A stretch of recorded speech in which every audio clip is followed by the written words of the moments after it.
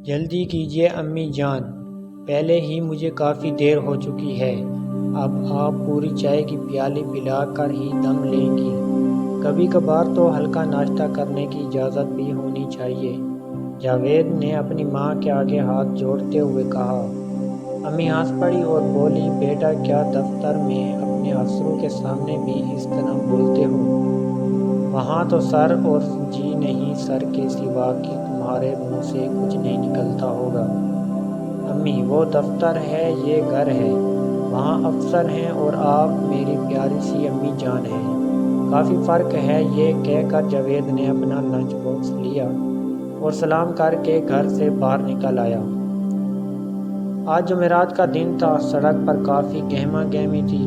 جاوید جیسے ہی bus stop پر پہنچا، سواریوں سے بھری ہوئی ایک بس اسی وقت پہنچ گئی۔ کافی دھکم پیل کے بعد جاوید بس میں سوار ہو گیا۔ سیٹ نہ ملنے کی وجہ سے وہ بس کا ڈنڈا پکڑ کر کھڑا ہو گیا۔ چند لمحوں بعد کنڈکٹر نے ٹکٹ کے پیسے مانگے تو جاوید نے پرس نکالا اور پیسے دے کر ٹکٹ لے لیا۔ پھر بس جاوید کے اسٹاپ پر رکی تو جاوید لوگوں کو آگے پیچھے کرتا ہوا نیچے اتر گیا۔ نیچے اترتے ہی اس نے جیب میں ہاتھ ڈالا، اس کے چہرے کا رنگ اڑ گیا۔ کوئی ظالم بڑی صفائی سے اس کی جیب صاف کر چکا تھا۔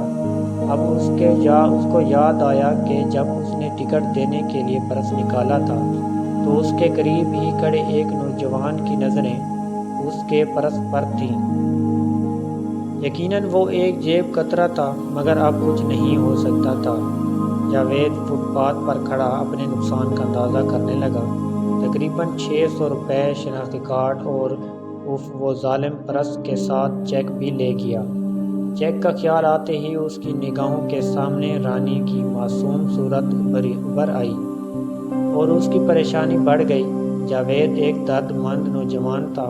اس نے محلے کے چند اپنے جیسے نوجوانوں کے ساتھ مل کر ایک فلاحی تنظیم کی بنیاد ڈالی تھی، جس کا مقصد غریب لوگوں کی مدد کرنا تھا۔ ان نوجوانوں کی محنت کی وجہ سے کئی غریب خاندان اپنے پیروں پر کھڑے ہو چکے تھے۔ ان غریبوں کی مدد کرنے کے لیے تنظیم کے نوجوان نیک دل اور مالدار حضرات سے چندہ وصول کرتے اور پھر اس چندے سے غریب لڑکیوں کے لیے جہیز وغیرہ خریدتے۔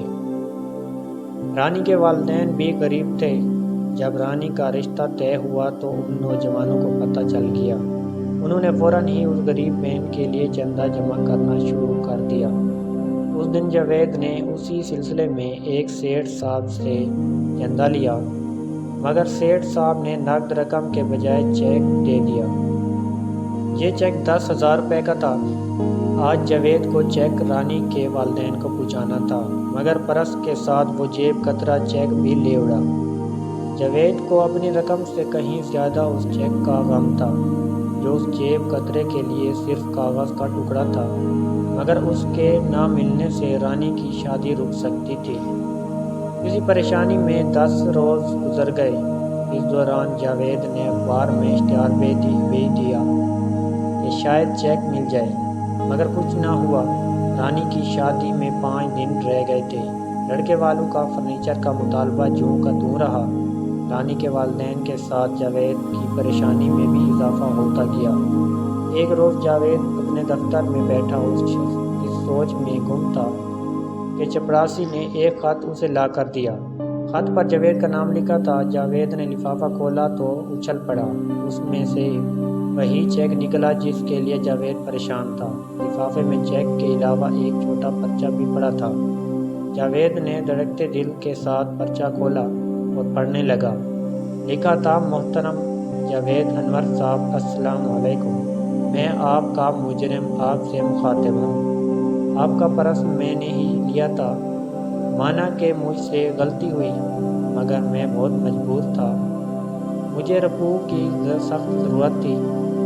دراصل میری بہن رانی کی شادی ایک اچھے خاندان میں طے ہو گئی ہے، مگر لڑکے والوں کے مطالبات اتنے زیادہ ہیں کہ مجبوراً مجھے یہ قدم اٹھانا پڑا۔ امید ہے کہ آپ اپنے ایک ضرورت مند بھائی کو معاف کر دیں گے۔ اور ہاں، آپ کے پرس میں کافی بڑی رقم کا ایک چیک بھی تھا۔ جو میرے کسی کام کا نہ تھا، کیونکہ وہ کراس چیک تھا اور صرف اسی شخص کے اکاؤنٹ میں جمع ہو سکتا تھا جس کا اس پر نام لکھا ہو، لہٰذا وہ چیک آپ کو واپس بھجوا رہا ہوں۔ ایک بار پھر آپ سے معافی چاہتا ہوں۔ ایک بہن کا مجبور بھائی۔ یہ خط پڑھ کر جاوید سوچنے لگا کہ میں نے خود رانی کے لیے یہ چیک حاصل کیا تھا۔